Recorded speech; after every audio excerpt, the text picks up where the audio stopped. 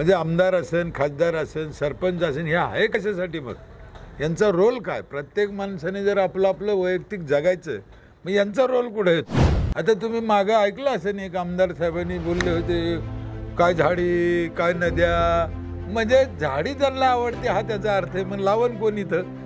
मी किती वेळेस सांगितलं, लाकडं तोडू नका सांगणारी गुरुजीला ये, पण चुलीत काय घालायचं हे कोणी सांगतच नाही. लाकूड तोडू नका, पण मग चुलीत काय घाला, त्याला पर्याय काय?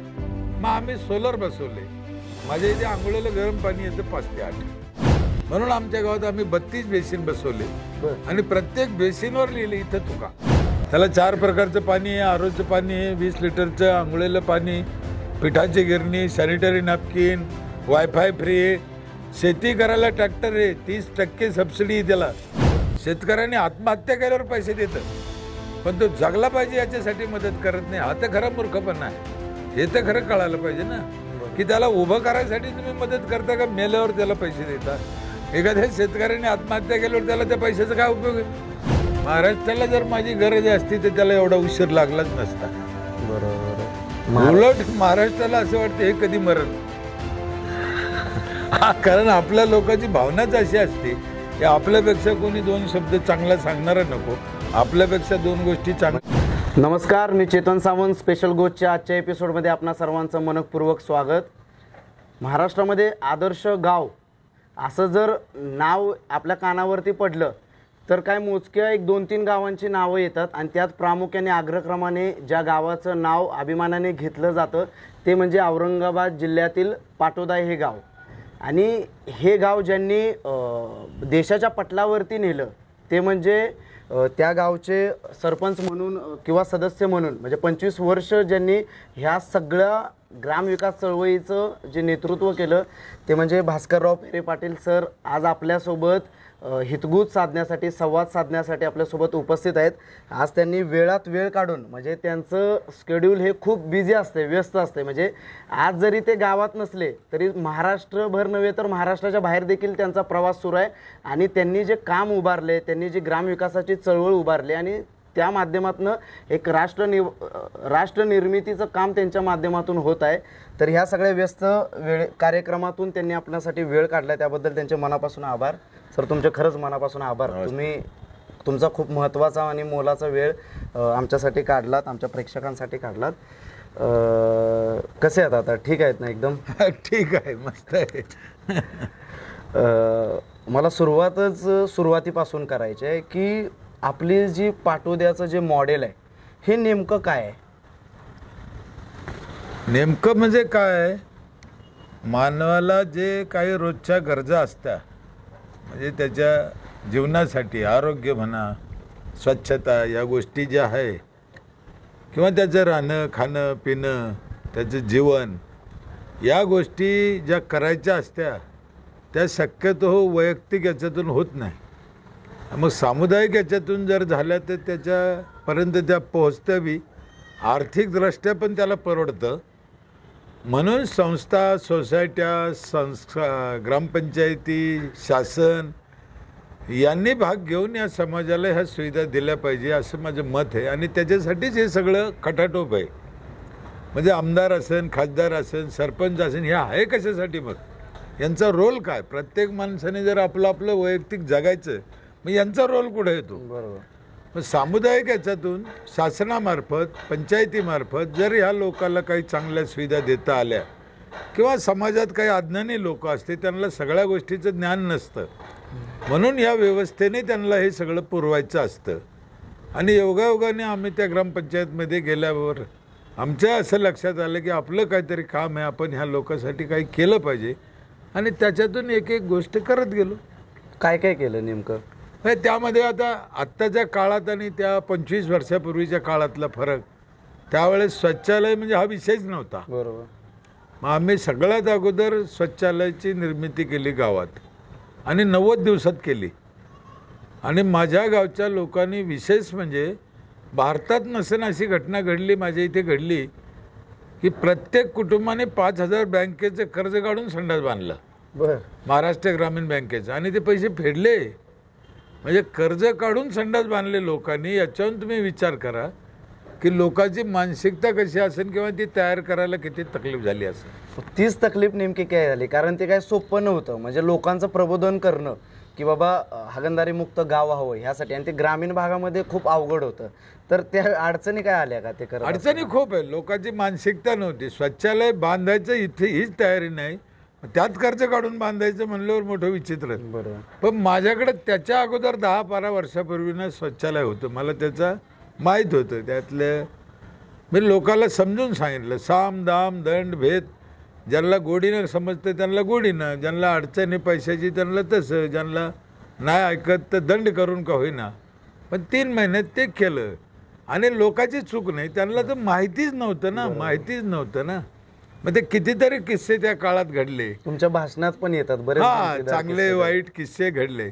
आणि मी एक लय वेळेस हे पण सांगितले की 1600 शतकात छत्रपती शिवाजी महाराज शौचालयाचा वापर करत होते. बरोबर. मी स्वतः माझ्या डोळ्यांनी पाहिलं रायगड किल्ल्यावर शिवनेरीवर त्यांनी बांधलेले शौचालय. मग 1600 मध्ये जर आमच्या देशात शौचालयाचा वापर होता तर आमच्यापर्यंत यायला त्याला एवढा दिवस का लागला. याचा अर्थ जे मधले सांगणारे करते लोक आहे, या समाजाला घेऊन चालणारे शिकवणारे जे लोक आहे ते एजंट झाले. एजंट, गुरु नाही राहिले, ते एजंट झाले. मग ते लोकांपर्यंत ते पोहोचलं नाही. यांनी स्वार्थासाठी म्हणा समाज सुधरू दिला नाही. नाही तर छत्रपती सारखे माणसे 1600 आमच्या देशात जन्माला आले. तुकाराम ज्ञानेश्वरासारखे माणसं 12व्या शतकात जन्माला आले. मग आम्ही तर कुठल्या कुठं पाहिजे होतो. पण ह्या लोकांनी मुद्दाम ह्या समाजाला दाबून ठेवायसाठी हे सगळं ज्ञान उघड केलं नाही असं माझं मत आहे. आपलं पाटोद्याचं अजून एक विशेष गोष्ट म्हणजे ती पिठाची गिरणी असेल, बाहेर वॉश बेसिन आहेत, म्हणजे जागोजागी घराच्या पुढे झाडं आहेत. तर ही कामाची संकल्पना कशा सुचल्यात की ही कामं करायला पाहिजे, कारण कुठले ग्रामपंचायत करत नव्हती. ही गरज आहे ना. आणि करत नाही पण ग्रामपंचायत सांगते, जिल्हा परिषद सांगते. तुम्ही कुठेही बघा सांगितलं जातं. माझं तेच तर मला मी कायम सांगत असतो की सांगणारे गुरुजी लय झाले, पण करून कसं घ्यायचं समाजाकडून हे टेक्निक कोणी वापरत नाही. एक नाही, अशा अनेक गोष्टी आहे. मी किती वेळेस सांगितलं लाकडं तोडू नका सांगणारे गुरुजी लय आहे, पण चुलीत काय घालायचं हे कोणी सांगतच नाही. लाकूड तोडू नका पण मग चुलीत काय घाला, त्याला पर्याय काय. मग आम्ही सोलर बसवले. माझ्या इथे आंघोळीला गरम पाणी येतं 5 ते 8. बरं. ते इथे थोकू नका. आता इथे थोकू नका म्हणजे इथे कचरा टाकू नका. मग याला करायचं काय. याला इकडे नो पार्किंग हे असे जे बोर्ड लावले, हा शुद्ध मूर्खपणा आहे माझ्या नजरेने. हे नो पार्किंग इथे थोकू नका हे लिहायचंच नाही. म्हणजे लिहिणं गेलं, पेंट गेला आणि त्याचा फायदा काहीच नाही झाला. मग असं करा हे जर समाजाला शिकवलं तर लहानपणापासून तो तसं करेन ना. बरं. आणि एक अज्ञानी समाजाची किंवा गरजवंत समाजाचं एक सवय असते, त्याला जे करू नका म्हणलं की तो ते करतोच. बरोबर. मग ते लहान मुलं बघा, तुम्ही जर म्हणले त्याला त्या कोपऱ्यात जाऊ नको तर ते 1दा-2दा त्या कोपऱ्यात गेल्याशिवाय राहायचंच नाही. बरोबर. हा तसाच प्रकारे हा अज्ञानी लोक, हे अडाणी लोक, यांना तुम्ही करू नका म्हणले ना ते यांना काहीतरी वेगळंच वाटतं आणि ते करतातच ते. बरोबर. म्हणून अशा गोष्टी त्याचं जे करायचंच नाही त्याच्यावर चर्चा कशाला करायची माझं मत आहे. म्हणून आमच्या गावात आम्ही 32 बेसिन बसवले आणि प्रत्येक बेसिनवर लिहिले इथं थुका. समाज तिथे थुकतो, गुळणा करतो. सोपं आहे ना, सोपं आहे ना. पर्याय निर्माण. तेच बरोबर आहे. हे करू नका हे म्हणलेला काही अर्थ नाही. तो शब्दच काढून टाकला पाहिजे डिक्शनरीतून. बरोबर. हे करू नका म्हणजे कोणतीही गोष्ट असो, हे करू नका हे समाजाला सांगायचंच नाही. काय करायचं तेवढंच सांगायचं, जे करायचंच नाही ते सांगता कशाला. लोक गावात ताप सर्दीने आजारी पडतच नाही असं तुम्ही 95ला 2 डॉक्टर होते माझ्या इथे खाजगी. बर. प्रॅक्टिस चालू 95ला. दोघंही पळून गेले. 10 रुपयाचा धंदा होत नाही आता. असं आजारीच पडत नाही माणूस. एखादी महिला जर आजारी पडली चुकून उकून तर मी तिला पहिला प्रश्न करतो, गावाला माहेराला गेली होती का. म्हणजे गावातल्या पाण्याने वातावरणाने आजारी पडूच शकत नाही. आणि एवढी स्वच्छता आहे, गटार सगळे बंदिस्त आहे, शौचालयाचा वापर आहे, 3 प्रकारचं पाणी हे प्यायला, झाडी भरपूर आहे. माझ्या गावात आजच्या घडीला कमीत कमी 15,000 झाडं असतील. बर. काय वातावरण एकदम चांगलं आहे, श्वासोश्वास ऑक्सिजन मोकळा आहे, कसा आजारी पडेल माणूस. बरोबर.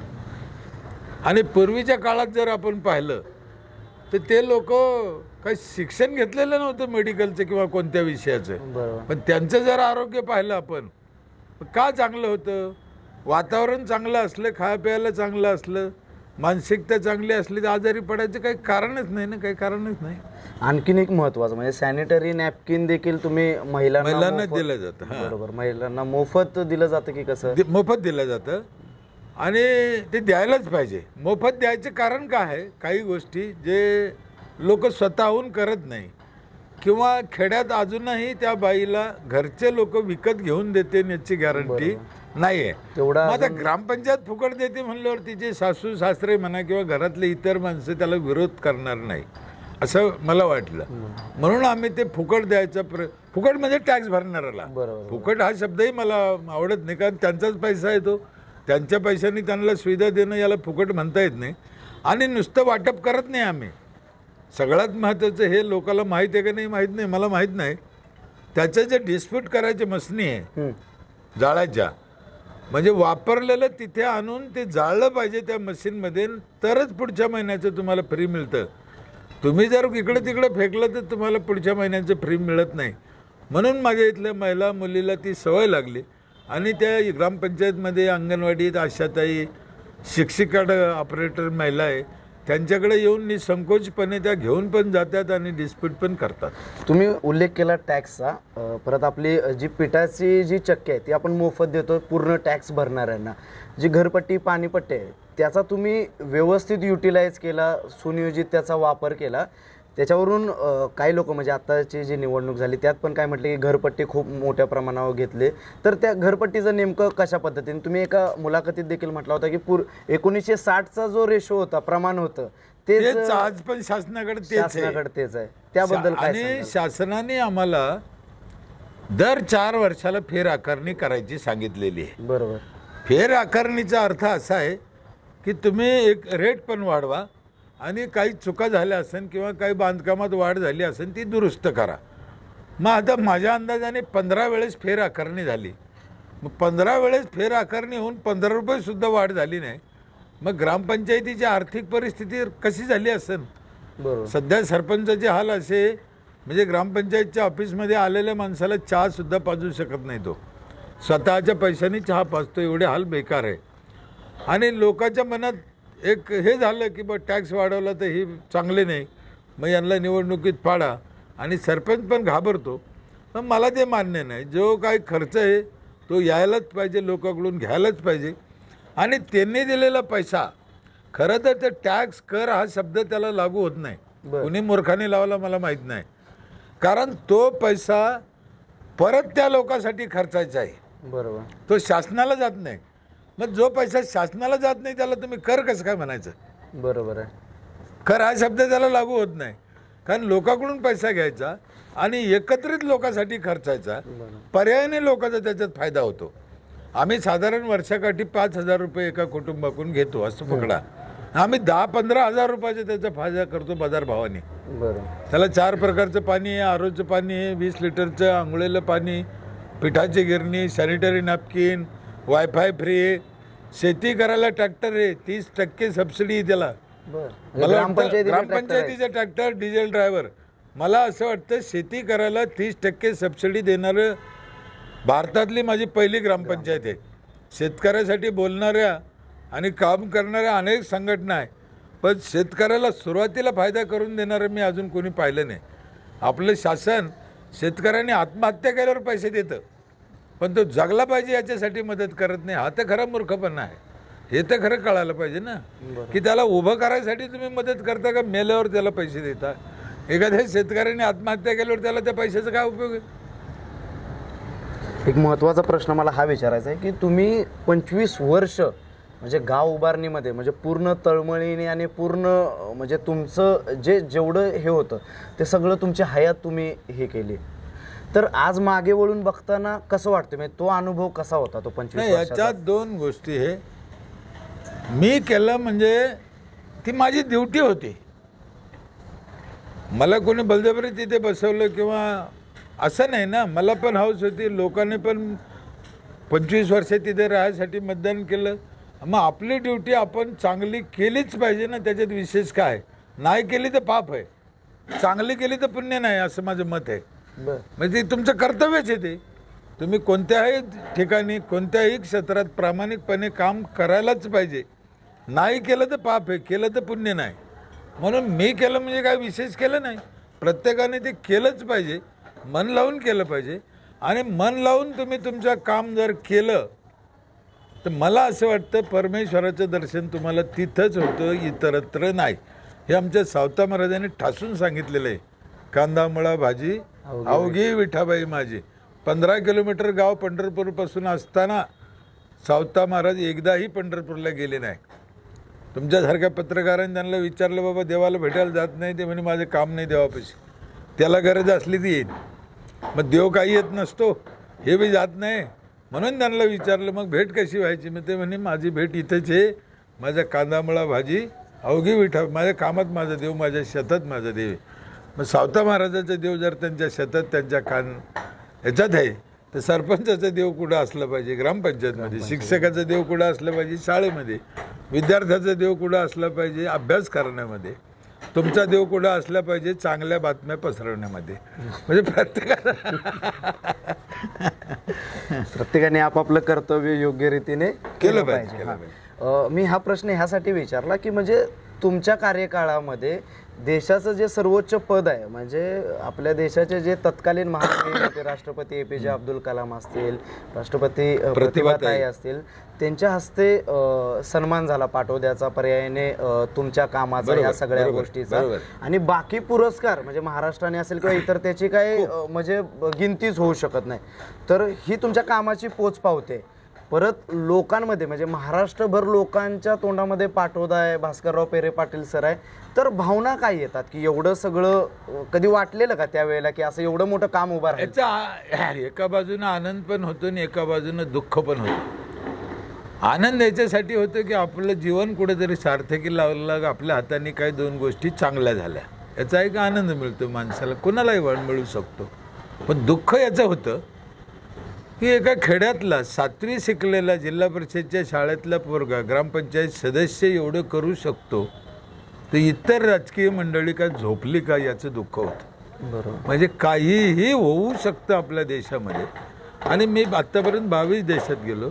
मी पाहिलं हे धनसंपदा, ज्ञान, बुद्धी, वैभव हे जेवढं भारतात हे जगात कुठं नाही आहे. मग एवढं असताना आम्हाला प्रॉब्लेम का, आमची माणसं सुखी का नाही, याचं दुःख होतं. का प्रॉब्लेम आहे तुम्हाला की आता ग्रामपंचायतीची निवडणूक झाली, 25 वर्ष तुम्ही सगळा कारभार केला आणि तो खूप यशस्वीपणे तो लोकांपुढे नेला देखील, आणि ती यशस्वी केस स्टडी देशाच्या पटलावरती गेली.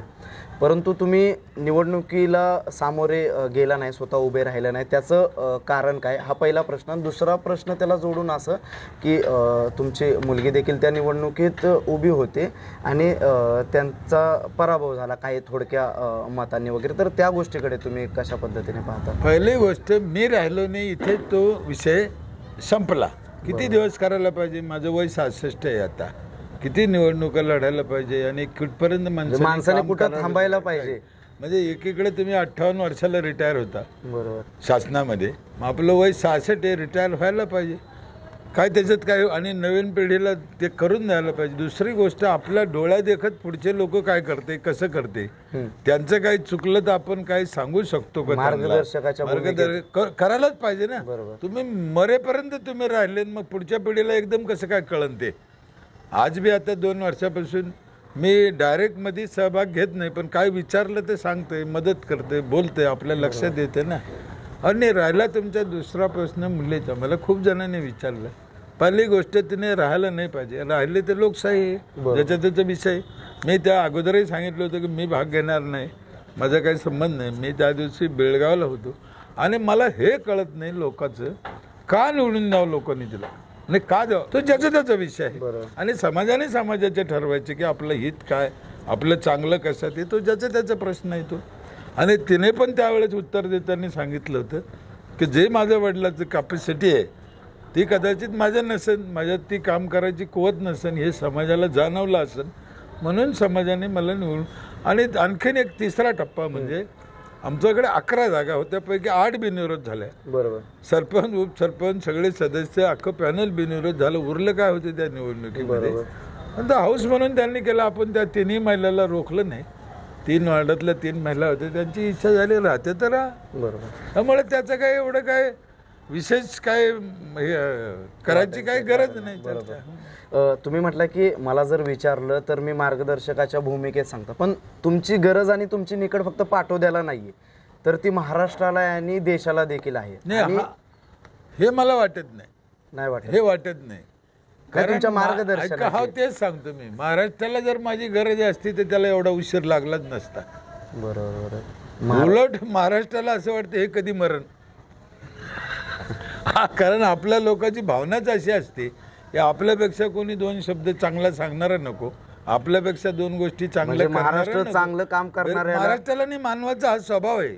हा मानवाचा स्वभाव आहे आणि त्यातल्या त्यात भारतात महाराष्ट्रात जास्त आहे, इतर देशात नाही आहे. काय अनुभव आहे तुमचा? इतर देशात चांगल्या गोष्टीचं अनुकरण केलं जातं, घेतल्या जातं, विकत घेतल्या जातं, पाय पडून घेतल्या जातं. आपल्या इथे ते दाबल्या जातं. बरं. दाबलं जातं. म्हणजे असे कितीतरी गोष्टी आहे, कितीतरी आणि कितीतरी पुढाऱ्याची उदाहरणं आहे. आज बी आपल्या महाराष्ट्रात लाखोना लोक एवढे बुद्धिवान आणि चांगले, पण त्यांचा विचार घेतला जात नाही आणि जाऊ शकत नाही. पण त्याचं कारणच ते की आपल्यापेक्षा कोणी मोठं होऊ नये किंवा कोणाचं नाव होऊ नये, हे जर ही संकुचित भावना आहे, हिने देशाला आणि राष्ट्राला मागे घेऊन जायचं काम चालवलं आहे. माझं असं मत आहे, ज्याच्याकडे जे असेल ते घेतलं पाहिजे. याच्यात लहान मोठेपणाचा काही विषय नाही. आज महाराष्ट्राला प्रत्येक क्षेत्रात तज्ज्ञ लोकांचे विचार घेऊन त्यातलं चांगलं काय वाईट काय हे संसदेत मांडलं पाहिजे, विधिमंडळात मांडलं पाहिजे. ठीक आहे ना, तुम्ही आधी विचार तर घ्या, पास करू नका, मग तुमच्या अधिवेशनामध्ये ते मांडा. प्रत्येक क्षेत्रात आज कितीतरी क्षेत्र तोट्यात आहे, कितीतरी क्षेत्र प्रॉब्लेमॅटिक आहे, कितीतरी क्षेत्रात इलाजच सापडत नाही शासनाला. मग ह्या तज्ज्ञ लोकांचा जर तुम्ही विचार घेतला आणि तुमच्या संसदेत मांडा, तुमच्या विधिमंडळात मांडा, मग त्याला पास करा. जे योग्य असेल तेच पास करा, जे अयोग्य असेल ते सोडून द्या. पण ते असं होत नाही, त्यांना ते करायचं नाही. खरं म्हणजे त्यांना जो वेळही नाही, त्यांचं इकडं लक्षही नाही. त्यांचे आपसातले वाद, आपसातले भांडणं, पैसा, लाचारी, मी मोठा तू मोठा, याला कापायचं त्याला जोडायचं, याच्यातच त्यांचं आयुष्य चाललं. ह्या गोष्टीवर ते कुठून करते. अधिकारी वर्ग करू शकतो, पण अधिकारी वर्गाला पण दाबल्या जातं, त्यांना त्या पद्धतीचं काम करून देत नाही. मी महाराष्ट्रात कितीतरी अधिकारी पाहिले की ज्यांचा महाराष्ट्राने आदर्श घेतला पाहिजे किंवा त्यांच्या मनाने त्यांना काम करून दिलं तर राज्याला कुठलं नेतील ते, पण त्या अधिकाऱ्याला पण ते दाबलं जातं आणि चांगलं काम करून दिलं जात नाही.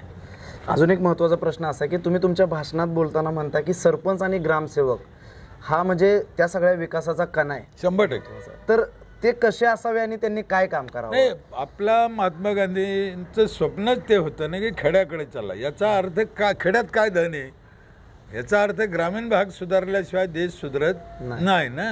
आमच्या तुकडोजी महाराजांनी, गाडगेबाबांनी तेच सांगितलंय, गावावरून देशाची परीक्षा. बरोबर. मग काय सांग, किती त्या शब्दात किती अर्थ दडलेला आहे. गाव म्हणजे गावं सुधारले तरच देश सुधारू शकतो आणि गावावरूनच देशाची परीक्षा. म्हणजे देशाला मान नाही, गावं सुधारले पाहिजे. कोणतीही गोष्टाची उत्पत्ती ही जमिनीतून होते, म्हणजे अर्थात खेड्यातून होते. मग त्या प्रत्येक उत्पत्ती मागं ते ग्रामवासी आहे आणि त्या ग्रामवासियाला कसं घेऊन जायचं, कुठं घेऊन जायचं, हे काम सरपंच ग्रामसेवकाचं आहे. म्हणजे माझ्या मते हे जगद्गुरू म्हणलं यांना तरी शब्द कमी पडेल, ग्रामसेवक सरपंचाला. एवढा मोठा शब्द त्यांना लावला पाहिजे, कारण हे दोघंच त्या गावाला चांगलं वाईट करू शकते, तारू शकते. म्हणून मी काय म्हणत असतो की ह्या दोघांशिवाय देशाचा विकास करायचा असेल तर सरपंच ग्रामसेवका चांगले असल्याशिवाय पर्याय नाही. तर चांगले कसे ठेवायचे, त्यांनी चांगलं कसं काम करायचं हा त्यांचा विषय. मी तर वारकरी असून मी सरपंचाला, ग्रामसेवकाला पांडुरंगाच्या विठ्ठलाच्या इतकी त्यांना दर्जा दिलेला आहे की जेवढा पंढरपूरच्या पांडुरंग मंदिरात विठ्ठलाला मान आहे तेवढाच आमच्या गावात आमच्या सरपंचाला मान असला पाहिजे आणि त्या दर्जाचा तो आहे. आता टिकणं ना टिकणं हा त्याचा विषय. कसं असायला पाहिजे, त्यांनी काय काम करायला? एका शब्दात सांगितलं, विठ्ठला इतका पाहिजे. विठ्ठलाचे हात तरी कमरावून युगे 28 निघाले नाही, पण सरपंचाचे हात 24 तास मोकळे. जे का गांजले त्याच्यासाठी तो काम करू शकतो. गोरगरिबाचं सुखदुःख ते जाणू शकतो आणि रोज टचमध्ये जवळ आहे ना, बरोबर. एकदम थेट जवळ लोकांच्या आहे. संपर्कात. पंतप्रधान एखाद्या खेड्यात जाऊन करू शकत नाही, मुख्यमंत्री आमदार जाऊन करू शकत नाही, पण सरपंच ग्रामसेवक दर घरातलं सुखदुःख अडचणी प्रॉब्लेम पाहून त्याच्यावर इलाज काढू शकतो. म्हणून ह्या दोन्ही घटकाला मी अतिशय महान समजतो आणि त्यांना तो दर्जा आणि त्या पद्धतीचं काम त्यांनी केलं पाहिजे असं मला वाटतं. नाही, नक्कीच. म्हणजे काही सन्माननीय अपवाद वगळता, म्हणजे हे कुणी मानव अथवा न मानव, पण हे सगळ्या समाजासमोर आहे की म्हणजे ग्रामपंचायतीच्या निवडणुकांचा खर्च 50-50 लाख 60-60 लाख होतोय. म्हणजे हे आपण सगळेजण जे सार्वजनिक जीवनात आहे ते डोळ्याने पाहतोय. मग तो 50-60, म्हणजे तुम्ही तुमच्या भाषणात देखील बोलताना म्हटलं की एखादं जर शेतात आपण बिल लावायला गेलो तर तो त्याच्या किती पटीने तो काढण्याचा प्रयत्न करतो. तर हा जो बदलता पोत आहे, राजकारणाचा घसरलेला पोत जो आहे, आणि त्यातून जी एक अभद्र युती निर्माण होते आणि त्याचा थेट विकासावरती परिणाम होतो, तर ह्याबद्दल तुम्ही काय सांगा? नाही, हे प्रश्न तेवढ्यापुरतं ते चांगलं वाटतं, पण ते देशाला राष्ट्राला घातकी आहे असं माझं मत आहे. 100% घातकी आहे. कारण त्याने चुकीचे माणसं तिथे बसले जाणार आणि कुणीही बसले जाणार ना, त्याचं काही मेळ नाही ना. त्यातल्या त्यात हजारे साहेबाचं एक म्हणणं आहे की पक्षच नाही पाहिजे. अण्णा हजारे साहेबाचं त्याच्या मागेही तोच हेतू आहे. कारण काय होतं, तुम्ही आता जनरली बघा, 4-5 पक्ष सोडले तर तिसरा माणूस निवडून येऊ शकत नाही. बरोबर नाही का? मग का? मग पक्षाने तिकीट दिलं, मग तो मूर्ख असला तर निवडून येईन ना, असाच त्याचा अर्थ होतो ना. पक्ष जर नसलं ना साहेब, यांच्यातलं कुणीच निवडून येणार नाही, माझी गॅरंटी आहे. म्हणजे मी ओपन चॅलेंज करतो, एक महाराष्ट्रातले 2-4 लोक सोडले ना, माझ्याबरोबर महाराष्ट्रात कुणीही निवडून येऊ शकत नाही माणूस म्हणून. पण पक्ष म्हणून जर किंवा पक्ष सोडून जर आम्ही वागायला गेलो, आम्हाला 10 मतं पडायची नाही, किंवा पैसा खर्चून निवडून यायचं म्हणलं तर आमची लायकीच नाही, असं पण आहे ना. म्हणून हजारे साहेबाचं जे मत आहे की पक्ष नाही पाहिजे, माणसावर निवडणूक झाली पाहिजे, तर त्याच्या मागचा हेतूच तो आहे. आपल्या इकडे पक्षातले कायदे, आता त्याच्यातल्या पळवाटा, अनेक भानगडी, आणि तिकीट कोणाला द्यायचं, निवडून कोणाला आणायचं, हे ते पक्षाध्यक्ष ठरवतात. म्हणजे शेवटी एक प्रकारे ती हुकुमशाही झाली, यांचे ते बेट झाले. हा पूर्वी कसं होतं, याचा हा राजा, त्याचा तो राजा, त्याचा तो संस्थानिक होते, तसे हे पक्षाचे अध्यक्ष म्हणजे हे संस्थानिकच झाले. हे हैदराबादची निजामशाहीच झाली ही एक प्रकारे. यांच्या मनावरच येईल ना जसं काय करायचं आणि काय नाही करायचं ते यांचंच आहे. मग तो निधी जमा करणं, पैसे खर्चणं, पक्षाचे आदेश, पक्षाचा व्हीप, याचा अर्थ काय झाला, माणसाला किंमत नाही असं त्याचा अर्थ झाला. बरं, आता तुमचं काम कशा पद्धतीने चालू आहे? तुमचा एवढा रोजचा 600-500 किलोमीटरचा माझं आता काही काम नाही. लोक बोलवतात की बा आमच्या इथे या, आमच्या लोकांना 2 शब्द सांगा, आम्हाला ऐकायचंय, आम्हाला त्या दिशेने जायचंय. जाते का नाही जाते, जातेन का नाही जातेन हा त्यांचा विषय. पण लोक बोलवतात, आपलं प्रेमाने आदर सत्कार करतात, खर्च पण करतात, मग आपल्याला जायला काय हरकत नाही. आणि तसे आपल्या आयुष्यात काय उरलं नाही. शेवटचे दिवस घटका मोजची गरज आहे. शेवटचे दिवस आपण मोजतोय. जेवढे दिवस आपल्याला जगता येईल, लोकांसाठी करता येईल, जाता येईल, आणि नाहीतर मी करणार काय. आणि शेवटी आम्हाला महामहिम अब्दुल कलाम साहेबांनी शपथ देताना एक शब्द वापरला होता, तुमचं चांगलं झालं, तुम्ही इतर राज्यात जा, इतर गावात जा, लोकांच्या पाय पडा, लोकांना विनंती करा, त्यांचे गावं चांगलं होण्यासाठी प्रयत्न करा. एक भाग त्याच्यातला बी आहे की आपण राष्ट्रपती पुढे शपथ घेतली की हो आम्ही जाऊ, आणि अशी शपथ आम्हाला गीतेत पण दिलेली आहे, अशी शपथ आम्हाला ज्ञानेश्वरीमध्ये पण दिलेली आहे. म्हणजे संतांनी पण आम्हाला हे सांगितलेलं आहे की तुमच्याकडे असलेलं काही कुशल, तुमच्याकडे असलेलं काही ज्ञान हे इतराला दिलं तरच त्याचा उपयोग होतो, नाही तर होत नाही. म्हणून आपण जायचं, लोकाला सांगायचं, लोकाला बोलायचं, लोकाला विनंती करायची.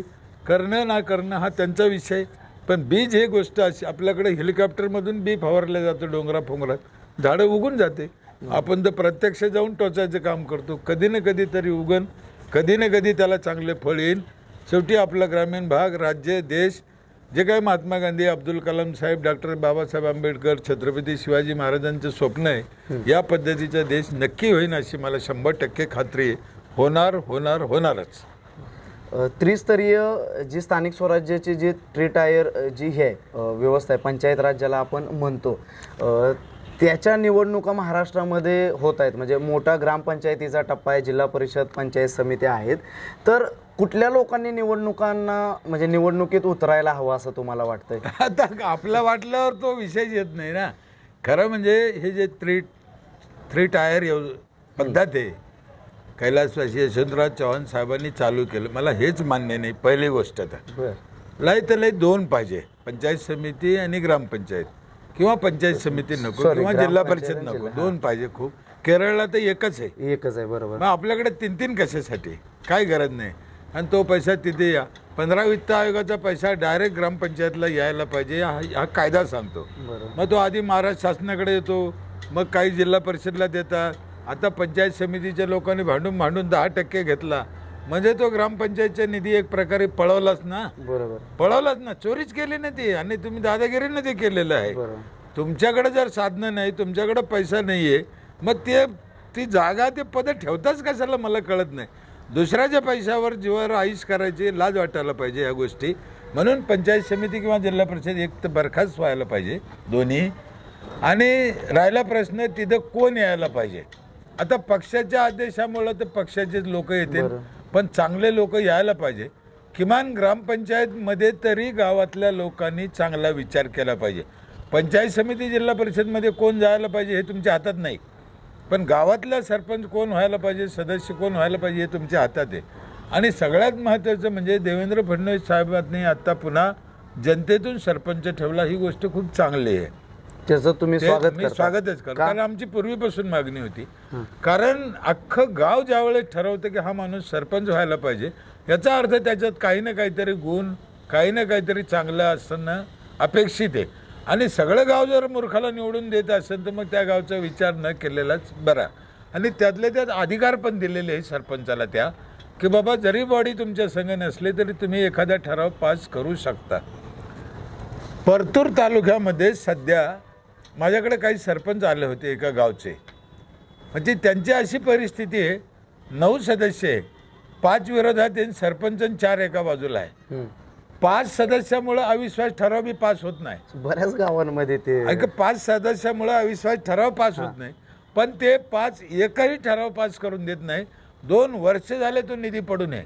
तसाच अक्षरशः त्या सरपंचाच्या डोळ्यातून पाणी आलं की 2 वर्ष झाले म्हणे दादा आमचा निधी तसाच पडून आहे, आम्हाला काही खर्चच करता येत नाही. ग्रामसेवक प्रशासन हे मासिक ठरावाशिवाय काम करायला तयार नाही. मग मी त्याला शेवटी मार्ग दिला की तू ग्रामसभा घे आणि ग्रामसभा ठरवून ते काम तू कर, तुला करायला काही हरकत नाही, परवानगी मिळेल. तेव्हा त्यांनी आता ग्रामसभा घेऊन राहिल्या. असंही जर काही लोक काही ठिकाणी घडत असेल, म्हणून गावाने चांगला विचार केला पाहिजे. आपलं गाव स्वच्छ, सुंदर, विकास. आणि सगळ्यात महत्त्वाचं म्हणजे मी रोज सांगतो, 40 वर्ष आयुष्य कमी झालं आता लोकांचं. जे 100 वर्ष होतं 60 वर्षावर आले. तर हे कशाने झालं याचा विचार करणं गरजेचं आहे. म्हणजे ग्रामीण भागातलं पाणी असेल, खाणं पिणं असेल, विचार असतील, दवाखाने असतील, औषधं असतील, शिक्षण असेल, ह्या सगळ्या कारणीभूत घडून राहिलं रोज. आणि 40 वर्ष आयुष्य कमी झालं. आज जपानमध्ये, रशियामध्ये 100 वर्षाचा माणूस काम करतोय आणि आमच्या इथे 60 वर्षाचा माणूस मरतोय. हे किती विदारक आहे ना. उद्या सैन्यात मिलिटरीत घालायला पोरगं आमच्याकडे राहणार नाही. त्यासाठी गावातल्या लोकांनी, जिल्हा परिषद पंचायत समितीचे मतदारांनी चांगला विचार केला पाहिजे. पैशाच्या किंवा पक्षाच्या मागं न लागता चांगले लोक कोण आहे, बुद्धिवान लोक कोण आहे, देशाची गावाची जाणीव कोणाला आहे, वेळ कोणाला आहे आणि आईच्या भूमिकेत कोण काम करू शकतो, अशा लोकांनाच निवडून दिलं पाहिजे असं माझे ठाम मत आहे. ह्याला जोडून एक प्रश्न आहे की तुम्ही म्हणता की ग्रामपंचायतीची महत्त्वाची 4 ते 5 काम आहेत, पण आता ती कामांचा विसर पडून लोकप्रतिनिधी हे मातीचा कार्यक्रम, लग्न किंवा असे जे वैयक्तिक हे आहेत तिथे संपर्क ठेवणे, ह्यालाच विकास कामाने लोकांच्या अपेक्षा देखील बदलताना दिसतात. मतदान त्याच्यावर पडतं म्हणून तसा तो करतो ना. आता तुमच्या इथे कोणी लग्नाला आला, एखादा अपदार, तर तुम्हाला त्याच्याबद्दल आपुलकी निर्माण होती, तुम्ही मतदान करता. हाच शुद्ध मूर्खपणा आहे. तेच तर मी म्हणतो ना. म्हणजे मतदार पण जागृत नाहीये आणि पुढारी तो त्याचं हे करणारच.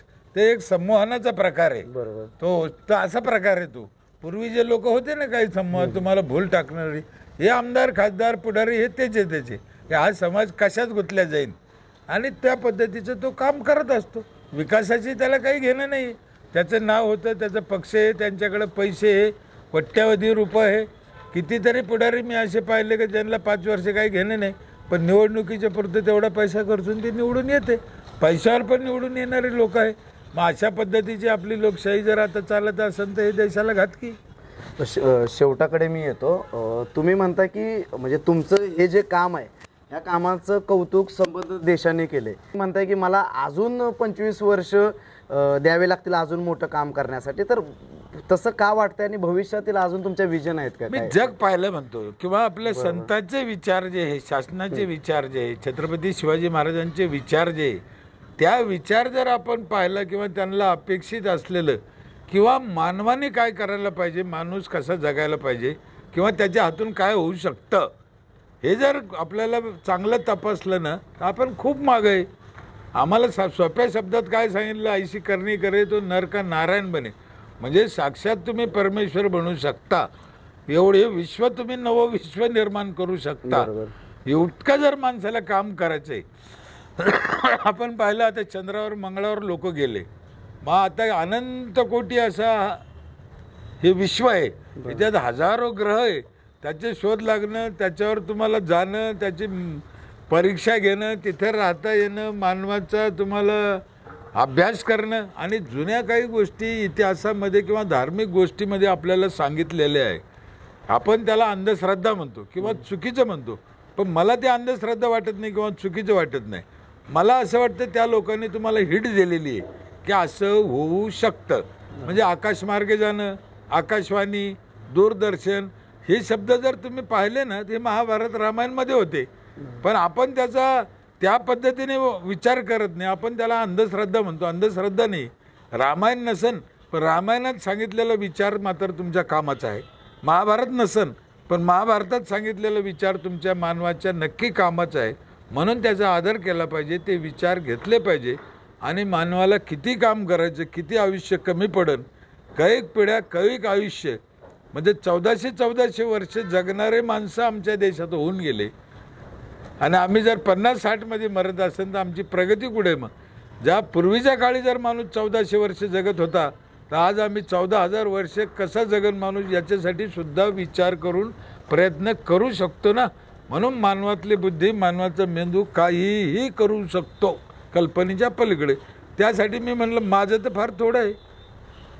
वेळात वेळ काढून पाटोद्याचे जे आदर्श सरपंच म्हणून त्यांनी पूर्ण गाव जे देशात नेलं आणि फक्त ते त्याच्यावरती न थांबता संपूर्ण महाराष्ट्रामध्ये किंवा महाराष्ट्राच्या बाहेर फिरून एक कशा पद्धतीने ग्रामविकासाची चळवळ राबवली गेली पाहिजे ह्याचं मार्गदर्शन करत ते फिरतायत अविरतपणे. तर त्यांच्या ह्या कार्याला देखील आमचा स्पेशल गोष्टचा सलाम. आणि आज वेळात वेळ काढून ते या ठिकाणी उपस्थित राहिले, आमच्यासोबत हितगुज साधलं, त्याबद्दल त्यांचं मनपूर्वक आभार आणि धन्यवाद.